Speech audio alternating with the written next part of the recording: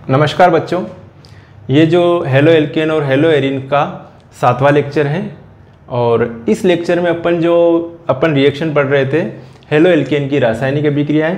Halo alkane की रासायनिक अभिक्रियाओं में अपनों ने नाभिक स्नेही प्रतिस्थापन अभिक्रियाएं कंप्लीट कर ली है। नाभिक स्नेही प्रतिस्थापन अभिक्रियाओं में एक्चुअली होता क्या है, जो भी नाभिक स्नेही रहता है या न्यूक्लियोफाइल जो रहता है, जो प्रबल नाभिक स्नेही रहता है वो दुर्बल नाभिक स्नेही को क्या कर देता है, प्रतिस्थापित कर देता है। जैसे हेलो एल्केन की बात करें या एल्किल हैलाइड की बात करें तो एल्किल हैलाइड में क्या जुड़ा रहता है, एल्किल हैलाइड में यहाँ पर एक से की जगह फ्लोरीन, क्लोरीन, ब्रोमीन, आयोडीन ये जुड़े रहते हैं। ठीक है, तो इनसे भी कोई प्रबल नाभिक स्नेही आ जाए और इनको हटा दे इनकी जगह से और क्या बन जाता है, प्रोडक्ट बन रहे थे। तो ऐसे अपनों ने नाभिक स्नेही प्रतिस्थापन अभिक्रिया कई देखी थी जिनमें कोई प्रबल नाभिक स्नेही जो होता है वो दुर्बल नाभिक स्नेही को क्या कर देता है, प्रतिस्थापित कर देता है। तो उन अभिक्रियाओं को नाभिक स्नेही प्रतिस्थापन अभिक्रिया कहेंगे। अब इसमें अपने बाकी थी विलोपन अभिक्रिया बाकी थी और एल्किल हैलाइड की धातुओं के साथ अभिक्रिया। तो ये वाला पार्ट आज अपन कंप्लीट कर लेंगे। तो ये हो जाएगी हेलो एल्केन की रासायनिक अभिक्रियाएं कंप्लीट। ठीक है, आप ये लेक्चर 7वां है, अगर आपने पुराने लेक्चर देखे होंगे तो ये आपको आगे की चीज़ें सारी समझ में आएगी, तो वो लेक्चर भी आप देख ही लेना। और मैं डिस्क्रिप्शन में हर एक चैप्टर की लिंक दे दूंगा, आपके जो क्लास 12 के हर एक चैप्टर के जो पिछले साल जो वीडियो बने थे उन सभी की लिंक दे दूंगा। तो वहाँ से भी आप सिस्टमेटिक स्टडी कर सकते हो, चैप्टर वाइज के, सॉलिड स्टेट के, विलियन, इलेक्ट्रोकेमिस्ट्री, केमिकल काइनेटिक्स, जिस भी यूनिट की आप प्रिपरेशन करना चाहो सिस्टमेटिक, आप सिस्टमेटिक प्रिपरेशन कर सकते हो। डिस्क्रिप्शन में जाना और डिस्क्रिप्शन में लेसन लिखा हुआ है, वहाँ पे लिंक दे रखी, उस लिंक पर क्लिक करना, सारे वीडियो ओपन हो जाएंगे। तो शुरुआत करें, आज की बात शुरुआत करते हैं हेलो एल्केन की रासायनिक अभिक्रियाओं में। हेलो एल्केन की रासायनिक अभिक्रियाओं में हम बात कर रहे हैं विलोपन अभिक्रिया। विलोपन अभिक्रिया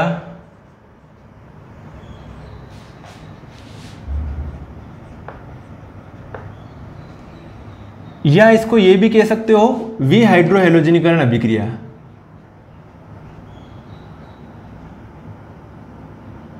तो हम बात करें विलोपन अभिक्रिया या विहाइड्रोहैलोजनीकरण अभिक्रिया के बारे में, तो नाम से ही पता चल रहा है विलोपन हो रहा है।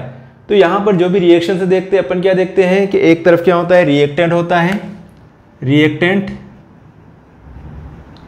और एक तरफ क्या होता है, प्रोडक्ट। रिएक्टेंट और प्रोडक्ट मतलब क्रियाकारक और क्रियाफल, क्रियाकारक और क्रियाफल, क्रियाफल या उत्पाद भी कह सकते हो आप, इसको अभिकारक भी कहो कोई तो भी कोई दिक्कत नहीं है। तो कोई भी जो रिएक्टेंट है, क्रियाकारक है या अभिकारक है, उसमें से दो परमाणु एक साथ निकाल दो, तो उस अणु में से दो परमाणु, दो एटम से एक साथ निकल रहे हैं या दो समूह एक साथ निकल रहे हैं, तो उस कंडीशन में उसको रिएक्शन को कहोगे विलोपन अभिक्रिया। क्या कहोगे, विलोपन अभिक्रिया या एलिमिनेशन रिएक्शन। देखिए जैसे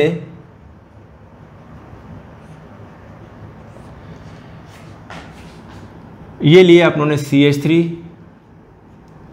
CH2 और ये Br, CH3 CH2 Br plus KOH, alcoholic KOH लिया। अब इसमें क्या है, ये एक ही अणु में से कोई दो परमाणु या समूह निष्कासित कर दिया जाए तो ऐसी अभिक्रियाओं को क्या कहोगे, विलोपन अभिक्रिया। और यहाँ पर विलोपन अभिक्रिया तो हो ही रही, लेकिन इसको क्या कह सकते हैं आप, विहाइड्रोहैलोजनीकरण, मतलब हाइड्रोजन का और हैलोजन का दोनों को निकलना। कैसे हाइड्रोजन, जैसे यहाँ से तो आप निकाल दो, इस जगह से निकाल दो हाइड्रोजन और इस जगह से निकाल दो हैलोजन। ठीक है, तो यहाँ पर यहाँ से हाइड्रोजन निकलेगा तो क्या कंपाउंड बन जाएगा, CH2, CH3 की जगह क्या रह जाएगा, CH2, और फिर ये CH2 और यहाँ पे आ जाएगा बॉन्ड। एक्चुअली ये बॉन्ड कैसे बना ये आपको समझा देता हूँ। स्ट्रक्चर होती है भैया ऐसे, इस तरीके से, CH3 और ये CH2 और ये Br। ध्यान से देखना, यहाँ से ये Br माइनस निकला, Br माइनस निकलेगा पहले, फिर यहाँ से ये H प्लस निकला, तो ये वाला बॉन्ड आ जाएगा यहाँ पर। समझ में आया, ये वाला बॉन्ड कहाँ आ जाएगा, ये वाला बॉन्ड यहाँ आ जाएगा। तो ये बन गया एल्कीन बना। और कौन सा एल्कीन है ये इसको कहोगे आप एल्कीन, और ये है एथीन। प्लस ये अल्कोहलिक एओएच की उपस्थिति में हो रही है, तो यहाँ पर आप क्या कह दो एक तो निकल रहा है यहाँ पर KBr और ये H और ये OH H2O, ये KBr प्लस H2O। समझ में आ गई रिएक्शन? देखो ये है एल्किल हैलाइड, ये हेलो एल्केन। रिएक्शन कौन सी? विलोपन अभिक्रिया। जब किसी एक ही अणु में से कोई दो परमाणु या समूह निष्कासित हो जाते हैं तो ऐसी अभिक्रिया को विलोपन अभिक्रिया कहेंगे।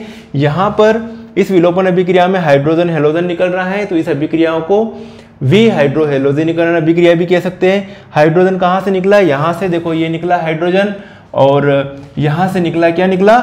Br। तो अपन अगर इस रिएक्शन को समझोगे आप तो यहाँ पर Br माइनस निकला और ये H प्लस निकला। ये कोई KOH है तो KOH क्या हो गया? ये KOH K प्लस और OH माइनस के रूप में निकला। तो ये H प्लस और OH माइनस वापस क्या बन जाएगा? H2O बन जाएगा। और ये K प्लस और ये Br माइनस क्या बना दिया? इन दोनों ने मिलकर KBr बना लिया। समझ में आई आपको रिएक्शन? ये ऐसे रिएक्शन हुई। अगर यहाँ पर आप इस ब्रोमीन की जगह आप क्लोरीन लोगे तो यहाँ पे क्या हो जाएगा? KCl हो जाएगा, कोई प्रॉब्लम ही नहीं है। ठीक है, यहाँ पर ब्रोमीन की जगह आप क्या ले लो? Cl ले लो तो यहाँ पर KCl हो जाएगा, कोई प्रॉब्लम नहीं है। अब देखिए आगे, अगर हम ले लें इस टाइप का, ले लें हेलो एल्केन CH3 CH और ये Br और ये ले लिया अपनों ने CH3। ध्यान से देखना, अब यहाँ पर एक शर्त ये रहती है कि जिस कार्बन से हेलोजन जुड़ा हुआ है उस कार्बन को हमेशा क्या मानोगे आप? Alpha carbon. तो ये अल्फा कार्बन हो गया, ये बीटा कार्बन हो गया, ये इसको बीटा डैश कह दो भले ही, कोई प्रॉब्लम नहीं है। अब यहाँ पर दोनों तरफ समान संख्या में हाइड्रोजन है, इधर भी समान संख्या में हाइड्रोजन है, इधर भी कहीं से भी निकल जाए कोई दिक्कत नहीं है। एक हाइड्रोजन और एक हेलोजन निकालना है आपको, वही क्या लोगे आप? KOH लोगे। ये लिया KOH, कौन सा KOH लिया? ये एल्कोहलिक KOH लिया। देखिए यहाँ पर वैसे वैसे क्या हो गया? ये KBr, ठीक है, और यहाँ का H और ये OH, H और ये OH H2O। तो आपका प्रोडक्ट क्या बन जाएगा? ये लिखा आप लोगों ने CH3, ध्यान रखना। फिर क्या लिखूं? CH, फिर क्या लिखूं? H प्लस, यहाँ पे बॉन्ड छोड़ के गया तो डबल बॉन्ड, और ये लिखा मैंने CH2 प्लस वो का वही KBr प्लस H2O। ठीक है, इसको क्या कहोगे आप? प्रोपीन। प्रोपीन भी क्या है? एक एल्किन है। प्रोपीन भी क्या है? एक एल्किन है। समझ में आया? अब देखो अलग कंडीशन, एक कंडीशन और दिखा देता हूं इसकी रिएक्शन की, कि एक कंडीशन, इस कंडीशन में रिएक्शन होगी तो कैसे रिएक्शन होगी। विलोपन अभिक्रिया इस तरीके से करवा दो आप। ये कंडीशन ले लो, जैसे CH3 CH, ये लिया Br और ये लिया CH2 और ये CH3 लिया, ये ले लिया अपनों ने। ठीक है, अब इसको क्या कहोगे आप? इसको अल्फा कार्बन कहोगे, इसको बीटा, इसको बीटा डैश और इसको gamma. Alpha, beta, beta dash और ये गामा। अब देखिए यहाँ पर इस कंडीशन में इसका भी वी हाइड्रोहेलोजनीकरण करवाना है या विलोपन अभिक्रिया करवाना है, तो आप क्या करोगे भैया? कौन सा हाइड्रोजन निकलेगा इसमें से? क्या ये हेलोजन तो ये निकल रहा है, लेकिन इसमें ये हाइड्रोजन निकले या ये हाइड्रोजन निकले, इनमें से कौन सा हाइड्रोजन निकले? तो यहाँ पर क्या होता है कि जिस कार्बन पर हाइड्रोजन कम होता है वो वाला हाइड्रोजन निकलता है। ये सेटजेप के नियम के अकॉर्डिंग होता है। जिस कार्बन पर हाइड्रोजन कम होता है वो वाला हाइड्रोजन निकलेगा, और ब्रोमीन तो ये निकलेगा ही, तो वी हाइड्रोहेलोजनीकरण हो जाएगा KOH के साथ में। तो वो का वही रिएक्शन, ये Br माइनस और ये K प्लस, फिर ये OH माइनस और यहाँ से H प्लस, वही H2O बन जाएगा। देखिए रिएक्शन, ये लिया CH3, ये CH, डबल बॉन्ड CH और ये क्या लिख दूँ?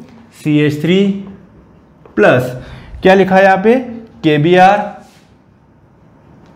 Plus H2O। इसमें ये बनेगा, इसको कहेंगे अपन मुख्य उत्पाद। लेकिन अपन सोच भी तो सकते हैं कि अगर ये उत्पाद भी जो है इस तरह से उत्पाद भी तो बन सकता है कि ये यहाँ का हाइड्रोजन निकाल दो अल्फा का। ठीक है, तो उस कंडीशन में उत्पाद कौन सा बन सकता है आपके पास? CH2 डबल बॉन्ड CH, फिर यहाँ का CH2 कुछ हुआ ही नहीं तो ये CH2 और ये CH3। ठीक है, तो ये मुख्य उत्पाद बनेगा। और ये कौन सा उत्पाद बनेगा? गौण उत्पाद कह सकते हैं इसको, गौण उत्पाद। तो ये किस नियम के अकॉर्डिंग हो रहा? एक सेटजेफ का नियम होता है उसके अकॉर्डिंग होता है। ये किसके नियम के अकॉर्डिंग? सेटजेफ के नियम के अनुसार, सेटजेफ के नियमानुसार होता है ये। तो ये हो गए आपके विलोपन अभिक्रिया या विहाइड्रोहेलोजनीकरण अभिक्रिया। आ गया समझ में? उतार लीजिए आप, इसकी थ्योरी लिख लेते हैं फिर अपन।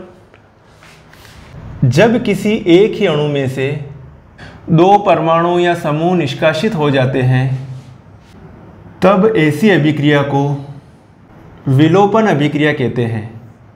जैसे जब एल्किल हैलाइड को एल्कोहलिक KOH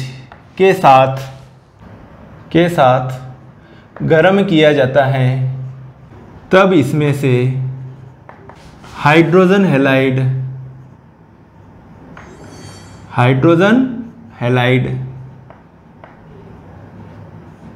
निकल जाता है और एल्किन बनता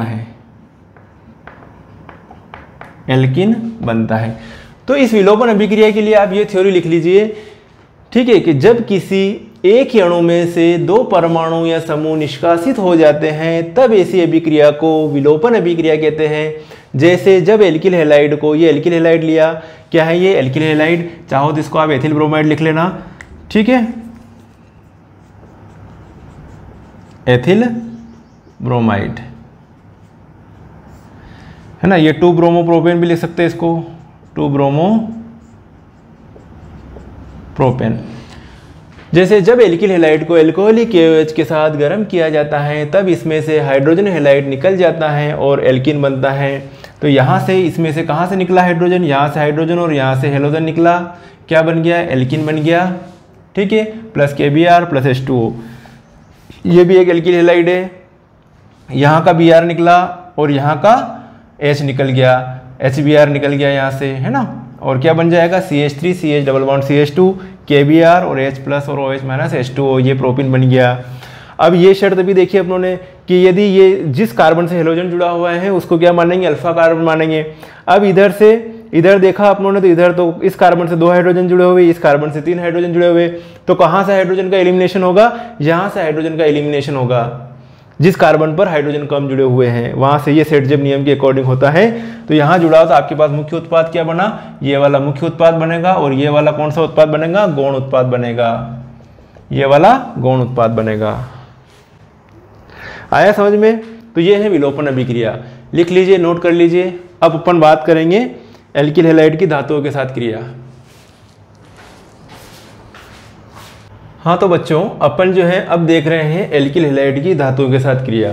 किसके साथ क्रिया, एल्किल हैलाइड की धातुओं के साथ क्रिया। एल्किल हैलाइड की अपने न्यूक्लियोफिलिक रिएक्शन देख ली, विलोपन अभिक्रिया देख ली, अब देख रहे अपन धातुओं के साथ क्रिया। धातुओं के साथ क्रिया में कौन सी धातु के साथ करवा रहे हैं, मैग्नीशियम के साथ क्रिया। तो एल्किल हैलाइड की बात करें तो एल्किल हैलाइड आप जानते हो भैया RX को क्या कहते हैं, एल्किल हैलाइड किसके साथ रिएक्शन करवा रहे हैं, मैग्नीशियम के साथ में। और क्या लिया यहाँ पर, शुष्क ईथर लिया भैया, क्या लिया, शुष्क ईथर। तो शुष्क ईथर की उपस्थिति में क्या बन जाएगा, RMgX। इसको क्या कहोगे आप, ग्रिग्नार्ड अभिकर्मक। क्या कहोगे, ग्रिग्नार्ड अभिकर्मक बनता है, इसका नाम है ग्रिग्नार्ड अभिकर्मक या alkyl magnesium halide, alkyl magnesium halide. इसकी जगह आप ये ले लो, C2H5 लिख दूं मैं, ये लिख दिया R की जगह C2H5, और यहाँ X की जगह क्या लिख दूं मैं, Br प्लस Mg, ये लिया शुष्क ईथर, शुष्क ईथर, ड्राई ईथर जिसमें पानी नहीं हो, तो ये हो जाएगा C2H5 MgBr।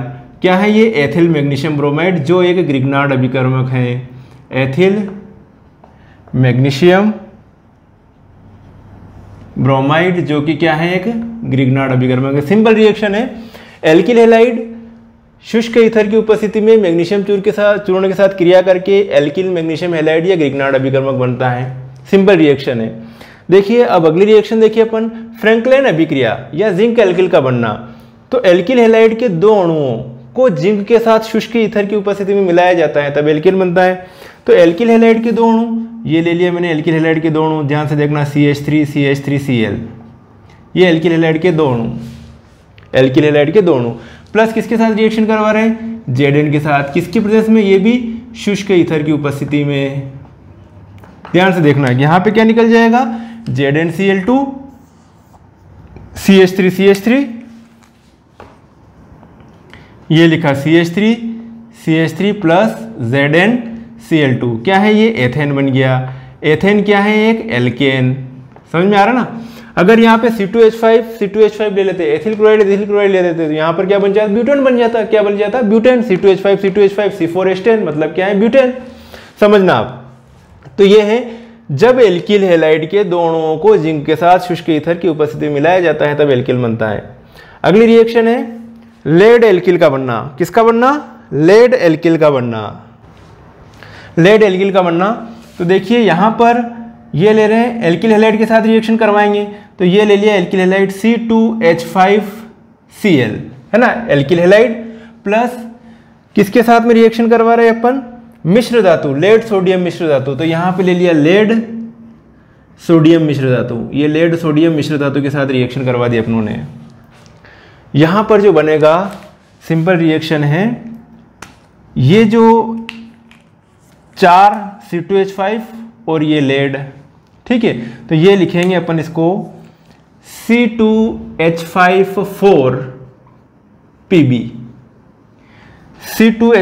4Pb प्लस क्या हो जाएगा यहाँ पर? 4 Cl और 4 Na 4 NaCl प्लस क्या हो जाएगा? 3Pb हो जाएगा। इसको लिख लूँ मैं टेट्रा एथिल लेड। ये है टेट्रा, 4 है टेट्रा एथिल लेड। रिएक्शन समझ में आ गई? उतार लो इसको। क्या है? देखिए एल्किल हैलाइड की लेड सोडियम मिश्र धातु के साथ क्रिया करके टेट्रा एथिल लेड बनता है। ये टेट्रा एथिल लेड बन रहा है। सिंपल रिएक्शन, उतार लो जल्दी से। अब अगली रिएक्शन लग रही है लिथियम के साथ क्रिया। तो क्या बन रहा है? एल्किल लिथियम बनता है। तो सिंपल रिएक्शन है भैया, लिथियम के साथ क्रिया किसकी? एल्किल हैलाइड की। तो लिखूं मैं यहाँ पर एल्किल हैलाइड, ये लिया मैंने CH3Cl प्लस किसके साथ में? लिथियम के साथ में। तो ये लिखा मैंने 2Li। ये रिएक्शन हो जाएगी LiCl और CH3Li, CH3Li प्लस LiCl। ये इसको कहेंगे अपन एल्किल लिथियम या मेथिल लिथियम, ठीक है? एल्किल लिथियम या मेथिल लिथियम। ये भी क्या है? एक कार्बधात्विक यौगिक कह सकते हैं इसको। क्या कह सकते हैं? जब धातु से सीधे कार्बन जुड़े तो उन यौगिकों को क्या कहते हैं अपन? कार्बधात्विक यौगिक। जैसे ये कार्बधात्विक यौगिक है, ये कार्बधात्विक यौगिक क्यों? क्योंकि कार्बन से सीधे क्या जुड़ा हुआ है? लेड। ये भी कार्बधात्विक यौगिक है। इसमें भी मैग्नीशियम सीधे किससे जुड़ा हुआ है? कार्बन से। तो जब धातु सीधे कार्बन से जुड़े हुए हो तो उनको क्या कहते हैं अपन? कार्बधात्विक यौगिक भी कहेंगे। उतार लीजिए जल्दी। एक रिएक्शन और देख लेते, लास्ट वुड्स अभिक्रिया। इसको मिटा रहा हूं मैं, ठीक है? समझ में आ गई? देखो इसमें इसकी जगह CH3 की जगह अगर यहाँ पे C2H5 ले लूँ, ध्यान से देखना, C2H5 प्लस 2Li, तो यहाँ पर क्या बन जाएगा? C2H5Li प्लस वही LiCl। कोई कंफ्यूजन तो नहीं है? ऐसे रिएक्शन है, साधारण रिएक्शन है। मिटा रहा हूँ मैं। आप इसको उतार लीजिए जल्दी से। धातुओं के साथ क्रिया में पांचवी रिएक्शन है वुड्स अभिक्रिया। कौन सी अभिक्रिया? वुड्स अभिक्रिया। नोट कर लीजिए इसको, वुड्स अभिक्रिया। देखिए जब एल्किल हैलाइड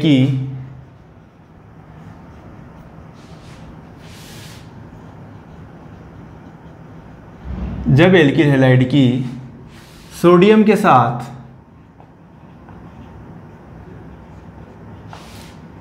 शुष्क ईथर की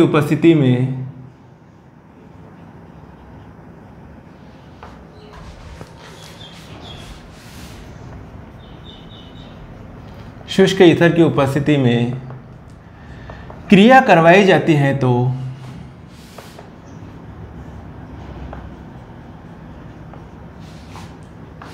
तब एल्केन प्राप्त होता है। ध्यान रखना यहाँ पर जब भी अपन सोडियम ले रहे हैं तो उस कंडीशन में क्या जरूरी रिक्वायरमेंट हो जाती है? शुष्क ईथर। क्योंकि थोड़ा बहुत भी मॉइस्चर होगा तो उस कंडीशन में विस्फोट हो सकता है, वो रिएक्शन पॉसिबल नहीं है। तो सोडियम की क्रिया, सोडियम क्या है? सेंसिटिव है, तो शुष्क ईथर की उपस्थिति में क्रिया होगी। मतलब उस ईथर के अंदर पानी की मात्रा नहीं है तो लिक्विड फॉर्म में ही है। ऐसा नहीं शुष्क मतलब सॉलिड ईथर है या पाउडर ईथर है, ऐसी बात नहीं है। ईथर के जैसा ही है, लिक्विड जैसा ही दिखेगा आपको, लेकिन उस ईथर के अंदर पानी की मात्रा नहीं है, कोई मॉइस्चर नहीं है, 1% भी पानी नहीं है। तो ऐसे ईथर को क्या कहोगे आप? शुष्क ईथर, ठीक है? इस अभिक्रिया में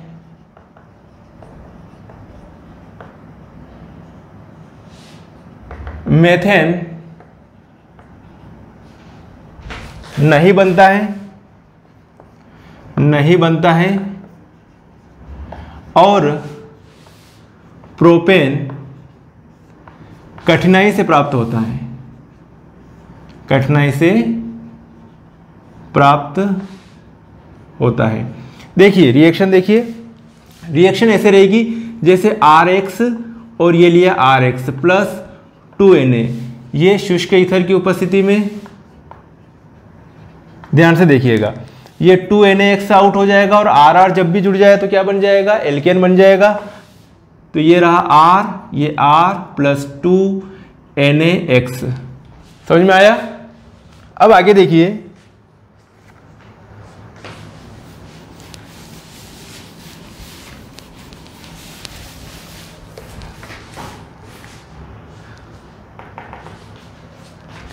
ये देखिएगा, ये लिया आप लोगों ने CH3Cl, ये ले लिया CH3Cl प्लस 2Na, वही किसकी जगह, शुष्क ईथर की उपस्थिति में, किसकी उपस्थिति में, शुष्क ईथर की उपस्थिति में 2NaCl निकल जाएगा और CH3 plus 2NaCl, sodium chloride, ये सोडियम हैलाइड, इसको क्या कहोगे, एल्केन। ये क्या है, एथेन, एथेन क्या है, एक एल्केन है। अब देखिए यहाँ पर इसकी जगह मैं ये ले लूँ C2H5Cl, एथिल क्लोराइड प्लस वही 2Na और वही किसकी, शुष्क ईथर की उपस्थिति में, शुष्क ईथर की उपस्थिति में क्या हो जाएगा, 2NaCl और यहाँ पर हो जाएगा C2H5 प्लस 2NaCl। यहाँ पर क्या बन रहा है, ये ब्यूटेन बन रहा है, क्या बन रहा है, ब्यूटेन। अब ये ले लें अपन, एक तरफ तो ले लिया अपन ने CH3Cl और एक जगह ले लिया अपन ने C2H5Cl प्लस 2Na। तो यहाँ पर वही 2NaCl आउट हो जाएगा, वही शुष्क ईथर की उपस्थिति में क्रिया करवा रहे हैं। तो CH3 C2H5, ये CH3 और ये C2H5, मतलब क्या हो जाएगा, C3H8। C3H8 को क्या कहोगे आप, प्रोपेन बन रहा है। तो प्रोपेन कठिनाई से बनता है, क्यों, क्योंकि यहाँ पर अलग अलग एल्किल हैलाइड ले रखा है, यहाँ पे मेथिल क्लोराइड ले रखा है, यहाँ एथिल क्लोराइड ले रखा, तो अलग अलग एल्किल हैलाइड लेने के कारण रिएक्शन होने में प्रॉब्लम्स आती हैं। यहाँ पर लिखा आपने 2NaCl। तो देखो ये वुड्स अभिक्रिया, और मेथेन तो बन ही नहीं पाएगा। अगर मेथेन बनाएंगे तो ये CH3Cl प्लस ये Na, तो यहाँ पर एक हाइड्रोजन और कहाँ से लाएंगे, तो इस अभिक्रिया में मेथेन नहीं बनेगा, मेथेन नहीं बनेगा, प्रोपेन कठिनाई से बनेगा, बाकी ये एथेन ब्यूटेन ये आसानी से बन जाएंगे। तो वुड्स अभिक्रिया किसे कहते हैं, तो जब एल्किल हैलाइड की सोडियम के साथ शुष्क ईथर की उपस्थिति में क्रिया करवाई जाती है तब आपको क्या मिलता है, एल्केन बनता है, और इस अभिक्रिया में मेथेन नहीं बनता है और प्रोपेन कठिनाई से प्राप्त होता है। क्या कहेंगे इसको, वुड्स अभिक्रिया है। तो अपनों ने एल्किल हैलाइड की सारी केमिकल रिएक्शंस और रासायनिक अभिक्रियाएं देख ली, नाभिक स्नेही प्रतिस्थापन अभिक्रियाएं, विलोपन अभिक्रियाएं और अपनों ने धातुओं के साथ अभिक्रियाएं। तो ये वाला टॉपिक आपके आज फिनिश हो गया है। ठीक है, मिलते हैं फिर नेक्स्ट वीडियो में, तब तक के लिए बाय और thank you so much for watching.